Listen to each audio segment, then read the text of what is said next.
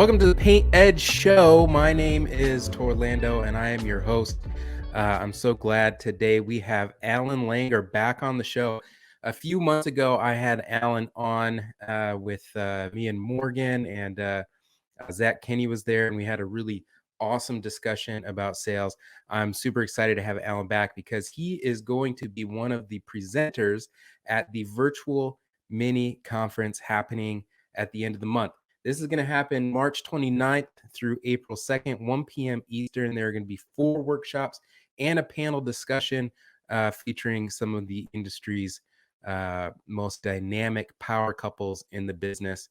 And Allan is going to be talking to us about sales. So I'm really excited to have Allan on the show.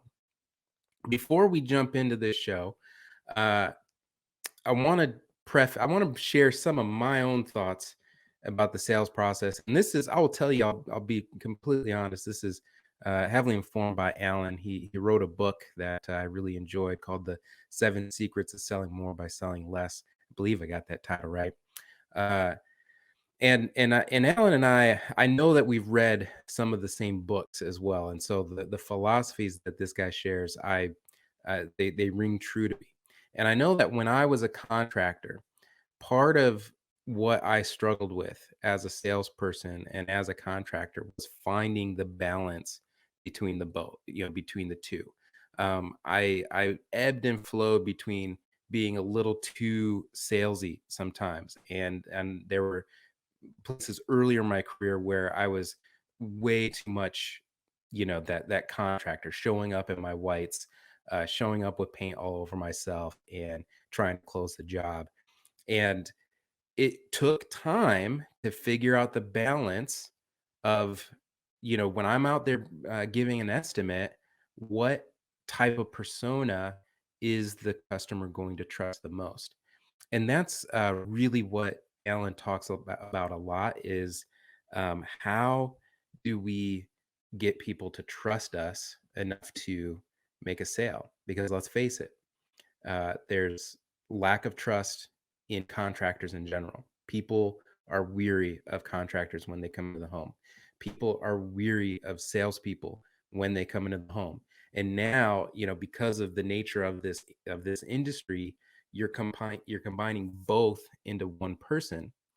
And so how do you put your best foot forward so that you're not too rough around the edges and you're not too shiny and plastic like the cheap used car salesman, the fear of every person that sells. So let's bring Allan on the show and let's talk about this. Hey Allan, welcome to the show. Torlando, my friend, how are you, sir? Good. That's a great introduction. You hit the nail on the head. You don't need me. Well, I do need you because you have studied this topic. You've done the research, far more research than I have. You know the numbers, and from what I know about you, being a practitioner, not in the paint industry, but in the window and door industry. Some of our contractors are very familiar with staining those Anderson fiberglass doors. I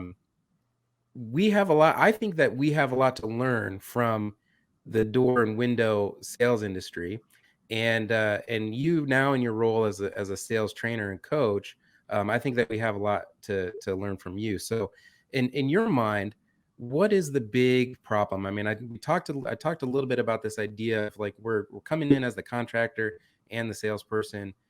From your perspective, why is that so challenging? Well, you said it so well at the beginning. There's an inherent fear of salespeople. I talk about it in my book. It's the beginning of my book. It's like, as a society, we all have to buy something, but nobody wants to talk to the person who sells it. Right. You then combine it with the other fear of contractors. There is actually a list of the least trusted professions in the world, and in the top 5 are contractors and salespeople. So now you have the combination of the contractor who's trying to sell the job. So you said it so well, where you have to walk that line, because like in the window and door industry, it tilted way over to the salesperson. Nobody wants to meet with the sales rep in the house. Right. The painting contractor or the guy who's going to build your deck, you're expecting the guy to come over in his muddy work boots and his dirty baseball cap or covered in paint like you mentioned before. So imagine if you're like right in the middle. You're the guy who knows what he's talking about. He's professional or she's professional. You're presentable, but you also actually know the psychology of actually selling the project. You then become the person that the customer is really not expecting. Right. And then all of a sudden that becomes the job becomes easier to sell just by doing that alone. If you do that, you're going to be ahead of a lot of other people. Right. So it's just maybe just a matter of a change of wardrobe. That's the first. Is that the first step? Is that what you're saying? Is just like Uh, change of well, wardrobe here? I'm saying look presentable. Don't show up with like for example, if you're not using an iPad or some sort of technical device to show your colors or what a room could look like or whatever, or before and after pictures, you're going to be behind the guys that are. Customers are expecting you to be looking somewhat with the times. You're showing stuff on an iPad. It also makes you more valuable. You might be able to charge more for your job simply because you look more presentable. So yeah, I mean, change your wardrobe, but again, you're not going to show up in a suit and tie either. You're not going to show up as the sales guy. Which I Because tried. I tried Did you that, really? and yeah, it was too fancy. Yeah. Like there's those giant paint companies out there that have sales reps. They don't do the painting; they just sell, and they show up in suit and ties. And if I'm a homeowner, like, what are you doing? Get out of my house! Like, you might as well have a sign around your neck that says, "I'm a salesperson. I'm going to rip you off," because that's the first thing that people think about. So yeah, it starts with your wardrobe and how you present what you're doing, and then you go from there. Yeah. So I think that we, in the paint industry, I think that we know what it looks like to be the guy that, shows up in whites, in the painter whites, and they're just not super presentable. We know what that looks like, but I don't know if we really understand what it means to take it too far. What more can you give us than, okay, a suit and tie is too much. What other aspects of being too salesy do we need to watch out for? Well, I'll start with the wardrobe. So again, don't go to a suit and tie, but go to something, get some logoed shirts and sweatshirts and jackets that have your stuff on it. You can wear jeans. I'll tell you what, we were told when I was selling Andersen windows that we had to be in slacks and nice shoes and a button-down shirt. Hell with that. I went in jeans and work boots, but I always wore a logoed Andersen shirt. So I was like that professional contractor look. That's the best way I can describe it. And I just became the person that was just much more comfortable for them. So from that standpoint, yeah, you can wear jeans because they're going to expect a contractor to wear jeans. But if you have something logoed and you're clean and you actually showered that day, that'll be a good start. And then it extends from there. Make sure your truck is clean. Make sure you have a logoed truck. Make sure everything you present looks like a professional company.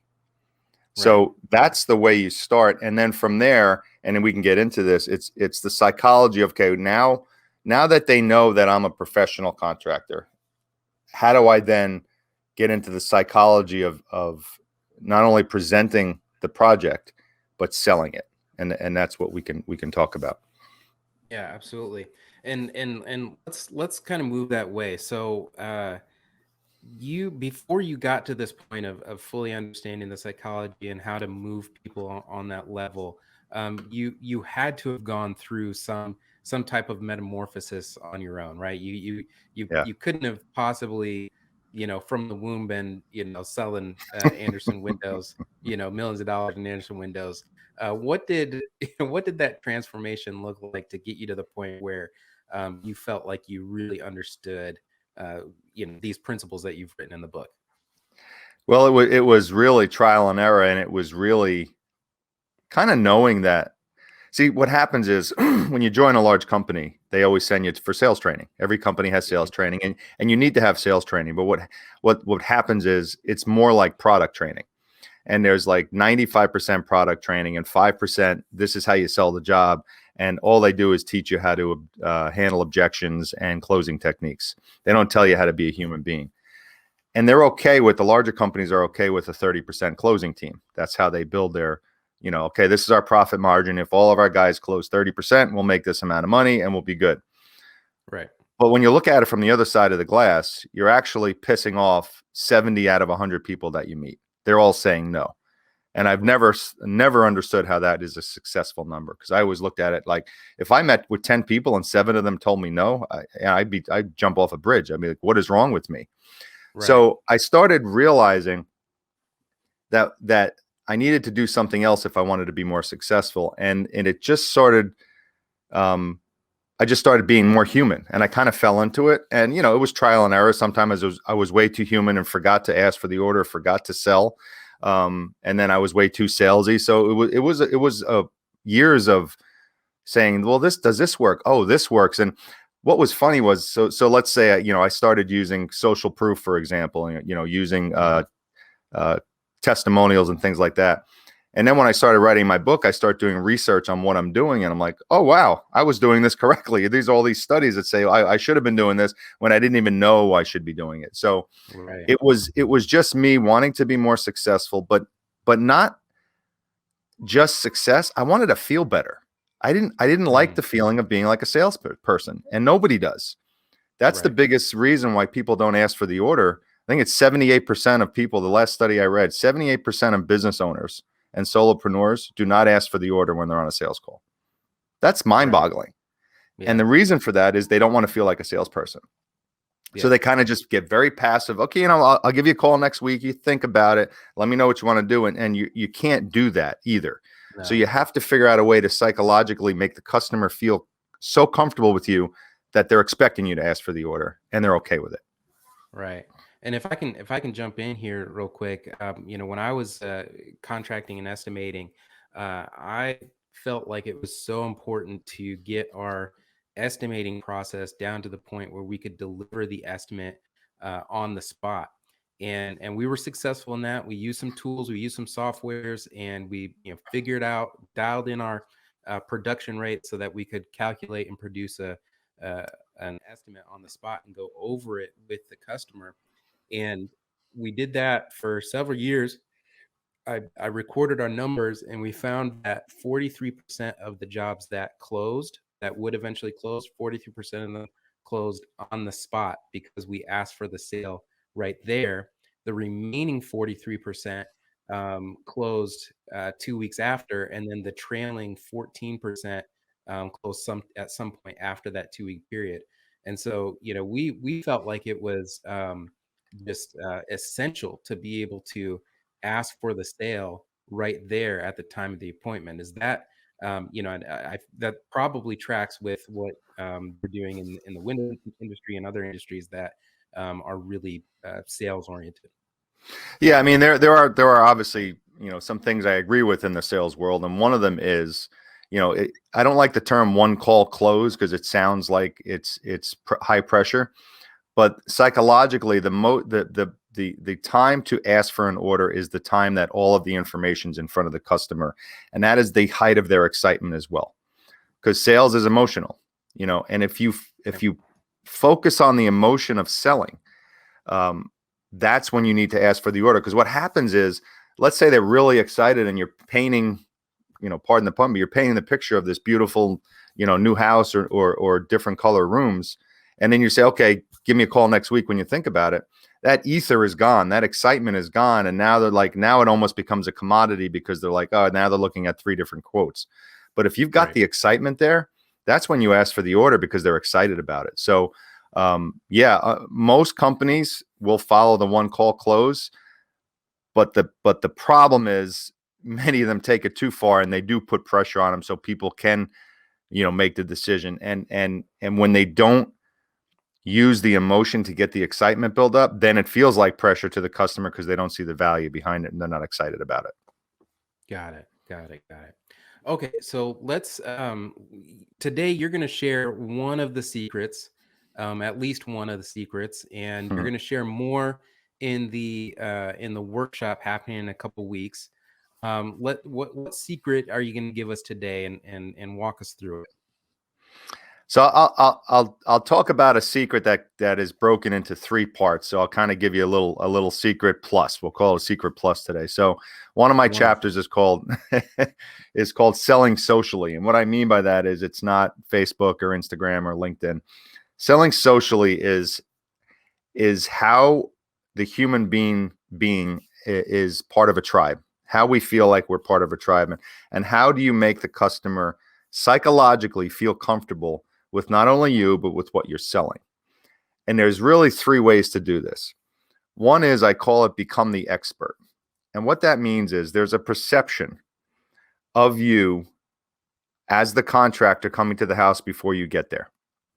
That perception is built on outside images and things that they've seen. So let's say they see, Joe's painting company. And then they see, Mary's painting company, and both show up, but their business cards say representative, and the other business card says owner. You need to have the perception. The example I'll use the example. Let's say you go to a networking function, and you're in you're in the market for lampshades. And Torlando, you've seen this before. So you walk up and you meet someone, and they say, "Oh, I'm a lampshade consultant." They give you their business card. And then an hour later, you meet someone else, and she says, "I'm a bit lampshade consultant," and she gives you her business card. And then 2 months later, you realize, "Oh crap, I got to buy some lampshades." And you take out both business cards, and one says Joe Smith, lampshade consultant, and the other one says Sally Smith, senior lampshade consultant. You don't remember either one of them, but who are you calling for your lampshade? You're calling Sally because it's simply of the word senior. The perception is she's more of an expert than Joe. So position yourself as the expert. That's number one. Position yourself as the expert, because if they're seeing three different painting contractors and you're perceived as more of an expert or more experienced than the next guy, you're going to get the job. Got it. So I can actually back this up. So another thing that we did is when we brought in our salespeople. I had a small sales team. I trained people to become color consultants. I have an art background. I went to art school, and then when I transitioned into my contracting company, so many people were asking me for help with color because I had that art background, and I started labeling myself a color consultant. And so when I started building my team of salespeople, I did the same thing. I labeled them. I labeled them color consultants. I gave them training. I looked mostly because our demographic was we worked with so many women in the home. I tried as much as possible to hire women as salespeople. I actually never had another male salesperson. So I would hire these wonderful women that were smart and brilliant, creative, and had an eye for color. And we would call them color consultants. And I would have to think, Alan, Love it. that you see the card and it says color consultant versus you see the card and it says estimator, that there's probably some social gravity and expertise in that. Would you say that's Oh, fair? 100%. That's more than fair. That if I'm looking at two painting contractors, one says estimator, one says color consultant. Not only am I going to probably pick yours, but I'm probably going to spend a little more money because it sounds like you know what you're talking about more. And if I'm a guy looking for the cheapest price, then I'm going to go with the estimator. But that's Sure. probably not your customer. Your customer was the customer who really wanted a good job, and they're going to pay for that. And that's why what you did was really a good move. Definitely.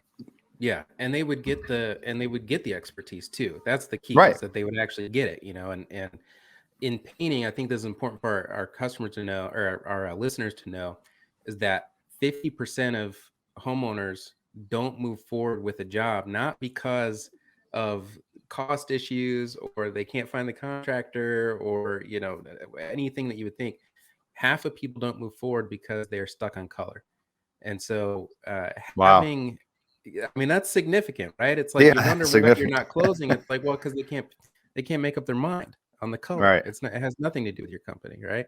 So Wow. that was something that we had identified. That was a study that Sherwin-Williams had. I learned from a presentation that Sherwin-Williams put out, and so I was like, well, it's clear. We gotta have people in here who know what they're talking about with color. Absolutely. Yeah, that's great. And like I said, you made a good point. It's not only the perception, but you got to back up the perception that you know what you're talking about too. You can't pretend you're the expert and then not be the Right. expert. Right. However, but you can you can be as good as the next guy, but if you position yourself as more of an expert, then you're just going to get more jobs. It's as simple as that. It's psychological. Okay. So the first piece of social selling is, or selling socially, is being the expert. What's number two? So the number two, this is easy for people who visit people in their homes, and it's reciprocation. It's a very simple concept, but people use reciprocation completely the wrong way. So reciprocation is obviously if somebody gives you something, you want to give them something back. And that's not because you're a nice person. It could be because you're a nice person, but psychologically, the brain is wired to actually reciprocate when you receive something. It's almost impossible, unless you're a sociopath, to not want to give someone something back once they give you something. You're out having a drink with your buddy. He buys the first round. You're going to buy the second round unless you're broke, but you're going to do that because Right. it's reciprocation. So how to use reciprocation in a selling situation? It has to be genuine. That's the biggest key. When I was selling windows, I would genuinely appreciate that the person set an appointment for me to come out to their house, and I would let them know that. And I had these little tiny, like these little cool little notepad things made. I don't know, they were like $250 each. Had Anderson's logo, but had my name on it, my phone number, and I just said, this is a small token of my appreciation for setting up the appointment today. It's not much, but just wanted you to have it. And it wasn't because I wanted them to buy the windows. It was simply I was appreciative, and that little act of giving them a gift, it didn't ensure that I got the job, but what it did was it did ensure that I got their attention. They actually said, okay, this guy is a nice guy, because it came across as genuine. If I said, here's a coffee mug, thank you, it didn't come across as genuine, then it wouldn't have had the effect. But I would do stuff like I would bring in a package that was on their front stoop. I'd take a bike out of the driveway. I'd bring up their garbage pails. Anything that was a kind gesture. Right. A human being is going to feel like they need to reciprocate. And it's not only going to be reciprocating with their time to talk to you, but here's another thing. Let's say they're looking at 3 different window companies. You're the guy that gave the gift. You're like, you know what? This was a nice guy. That could it literally could be just that, to go from no job to getting a job simply because you gave him a genuine gift of thanks. Right. And a few years ago, there were a couple of kind of coaches like that had came into the industry, and they're still, very active. And I remember that being a piece of their plan. There were 2 of them that did this. And some, it was like a color. For one, it was like a coloring book that you give to the kids. And for the Yeah. other, Used to it do that was, too. yeah. And for the other, it was like a paint tin full of, cookies from a local bakery. Mm-hmm. And I did the cookie thing for a little while. And I got these delicious, like, gourmet, uh they were so good. They were like chocolate chip and pistachio with like a little bit of sea salt on them. I mean, they were You're cracking them phenomenal. open in your truck, right? Yeah. Oh, Driving to I the would, if appointment. they were getting a little old, I'd be like, okay, this one, I'm not going to make it to the next appointment. But I would do it for referrals, and then I would do it for estimates. For the referrals, I'd give them a full gallon, and for the referrals, I'd give them a quart, and that would have like 5 cookies, and I'd Mm-hmm. dress it up, and I do remember sitting there, with the homeowner after going around and doing the bid and looking at the price, and he's just sitting there eating his cookies and just as happy as a clam. uh, Right. Yeah. and we would win these jobs like this. It was a tremendous amount of effort. That was the problem. It was so much Yeah. effort to go to that bakery every week and get a new batch of cookies. But what I like about what you're saying is that it doesn't have to be a huge gesture. It can be something as simple as an extra amount of gratitude. It could be something as simple as, hey, here's a package. Your Amazon package came in, and here it is. Yeah. Taking their their Herbie Kirby up. That no, nobody's gonna know what a Herbie Kirby is. It's the trash can. No, That's like a you're right. regional thing. Yeah, and it doesn't have to be as sophisticated as I mean, that's a lot of work getting cookie tins and everything. Oh, That's a it was lot of work, tremendous amount of work. Yeah. But here's the thing: there's a fine line between being genuine and being salesy. Like for me, like I don't know, this is just me, but like, realtors do this and some car dealerships do this. You buy a car and you'll get a thank you card. I just don't think that's genuine. I think it's just like the admin sending out the card. So it's got to really feel genuine. That's why if you do something like I did these cool little notepads, I didn't like emblazon it with, renewal by Anderson Windows, or, I just put Right. little logo, my name on the back. It was really for them to use, and a very subtle Right. reminder who gave it to me. You don't want it to be like an advertisement for your company, because then it's like one of those tchotchkes that you get at, a trade show or something that has Right. no meaning to it. So it has to Right. be subtle, genuine, and it really works. Okay. So that's number two, That's number reciprocation. two. What is number three? Number three is probably the most important when you're meeting with a customer, and it's called social proof. And it's funny, like a lot of people know what social proof is, and some people have never heard of it. And what social proof is like I mentioned in the beginning, we feel much more comfortable knowing that someone else did something that we're about to do, or they did something that we do or did. So for example, you're walking down the street, someone's looking up, you look up, and all of a sudden 50 people are looking up because everybody's looking up. How you use that in a in a selling situation is there's quite a few different ways to do it. And testimonials is number one. But here's the thing about testimonials. You don't want to walk in and say, Joe from a different state. Let's say you have a large company, you're in 2 to 3 different states. You don't want to talk about the homeowner that's in, like I'm in Rhode Island, the homeowners in Connecticut used your company, because that doesn't have any relevance to the person in Rhode Island. You want to show testimonials for people in a geographic area that's close to them. So in the same town, sometimes in the same street, but you can really spread social proof even further than that. You can talk about professions. Let's say you're talking to a doctor. Find out how many doctors that you had who've actually used your company. Um, if you're at a commercial job and you're painting a nail salon, obviously you don't want to show them projects that are not nail salons. Show them other projects that are similar to theirs. Anything Right. that's going to be similar to this, especially a house. Let's say this could be as simple as, let's say you're doing a colonial. Look at all these colonials we've done.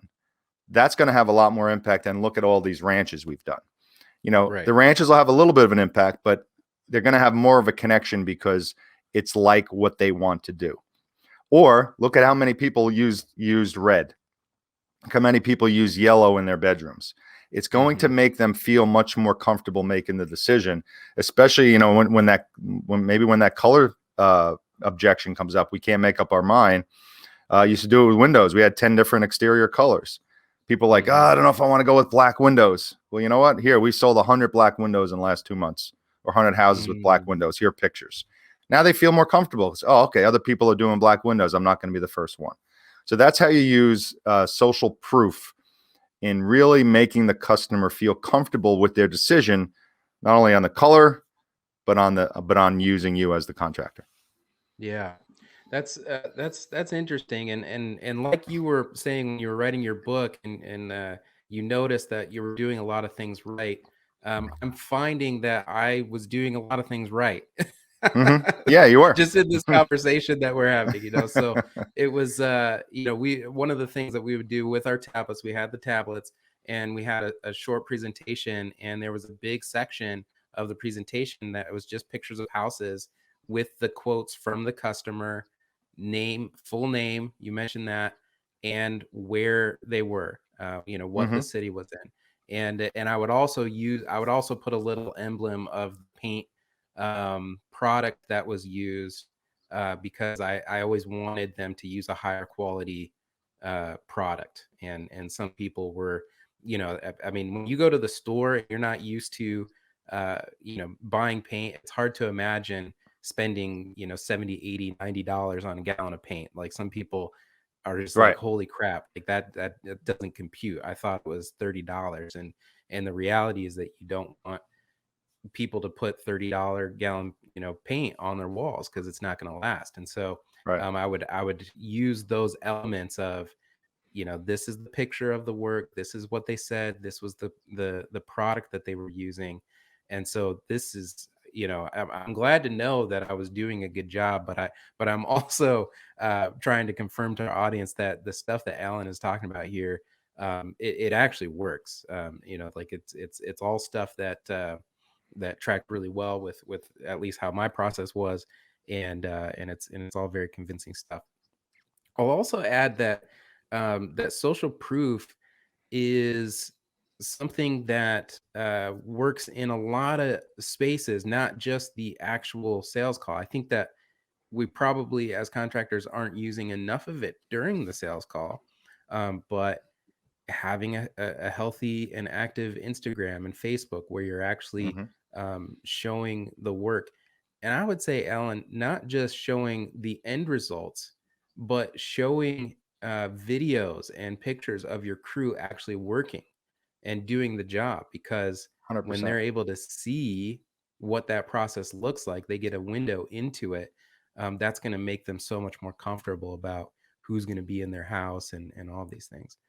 Oh yeah, So, yeah, yeah. I mean, and Zach Kenny is the king of that. With his Instagram, he shows his crews painting all the time, and right. that would make me more comfortable as a homeowner, seeing those. Oh wow, these guys are really neat, and look how they're all in uniform, and this is cool. That's the kind of painting company I want in my house. So absolutely, um, great point is using your social media to your advantage, no question. Yeah. Okay. So we to review. Number one is what? Number one was reciprocate. Did I do? There was two reciprocation. Two is reciprocation. Three was social proof, Through a and the social first proof. one was and the first one was positioning yourself as the expert. That's right. Okay.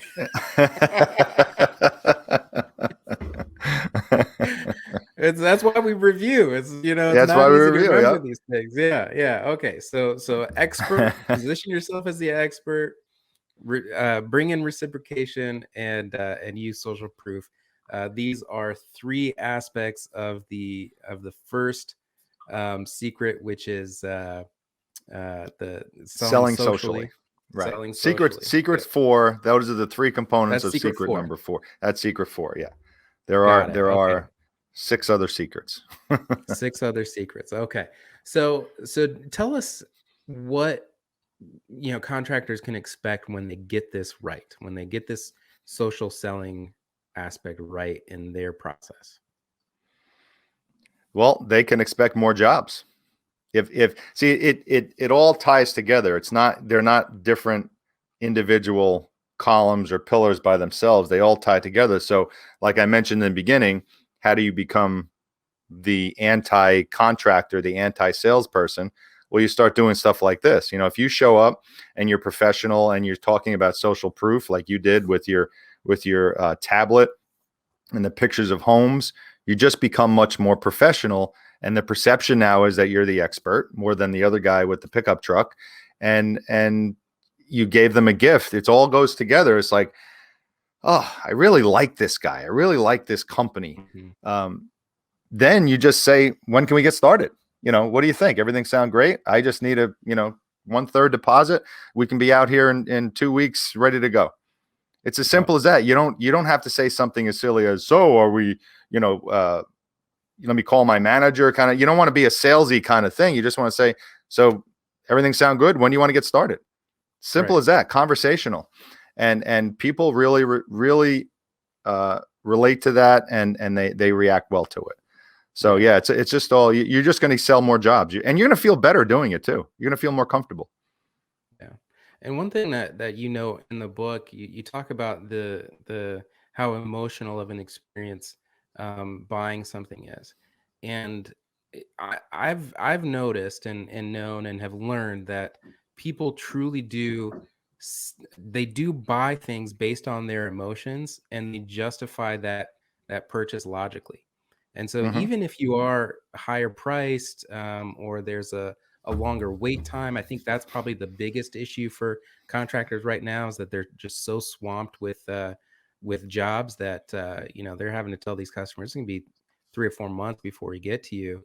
I feel like if the customer is invested in the motion of the experience, that they're going to be willing to pay a higher price or wait longer for you because you have that connection. You've made that connection. It's not just you know dots and zeros that they care about. It's really the experience, wouldn't you say? Absolutely. And here's something you can do because I've experienced this in the window industry, and the entire construction industry is experiencing this because of COVID and everybody's so busy. One of the biggest complaints you'll hear from consumers, even after they place the order and they really like the company, is it took too long. And no one contacted me for 4 months. Mm, You know what? If you send a card maybe twice, maybe 6 weeks after the sale, haven't forgot about you. Just let you know you're still on my calendar for end of May. You know how far that goes? That dollar mhm. card, to let them know that you're thinking about them. If you have someone in the office that can just send out those cards while they're waiting, it Yeah. it it takes a 3-star and turns it into a 5-star in Google, is what it does. Yeah. That little card right there. Make sure they know that you're thinking about them. We haven't forgotten about you. We're still on schedule. We'll talk to you. Call us if you have any questions.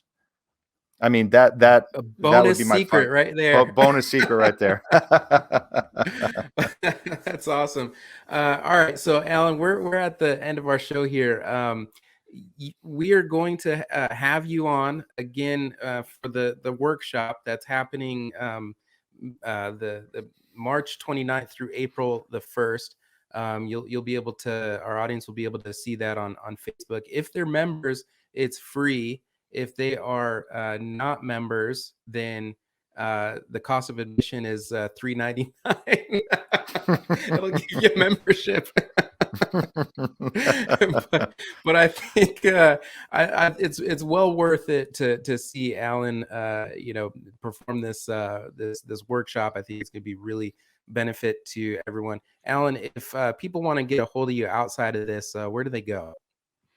So my website is pretty simple. It's allanger.com. It's Al, A-L, and then Langer, Langer.com. I also have a cool little page called a flow page, which has every link I have in the world. And it's literally flow.page/Allan Langer, ALLANLANGER. And that has all my social media links and everything. So two places to find me. I'm gonna pop this up on the screen here. Is that right? FLOW, flowpage.AllanLanger. Oh, okay. Hold on. Let's get this right. It's almost like a link tree, but I like it better. So Okay, there we go. there it is. Flow Perfect. Yep. page. Just go All there and right, you'll cool. find every link that I have. Awesome, awesome. All right, Alan, thank you so much for being on, and we will see you at the mini conference. Can't wait for it. I'm looking forward to it. Thanks, Orlando. Yep. All right, there you have it. That was Allan Langer, guys. The book is great. If you, I recommend the audiobook. I know a lot of listeners are into audiobooks. He reads it himself in that East Coast accent that he's got. It's a really good read, and all of those secrets they're backed by research, and I highly recommend it. I highly recommend coming out to that conference. Other aspects of a PCA that you should know about: PCA Overdrive is released, $4.99 a month, free for members. 200 plus hours of amazing content, like stuff like you just saw right now, past webinars, workshops. I highly recommend going to PCAPaintEd.org and downloading PCA Overdrive. All right, that's our show, folks. We will see you next time.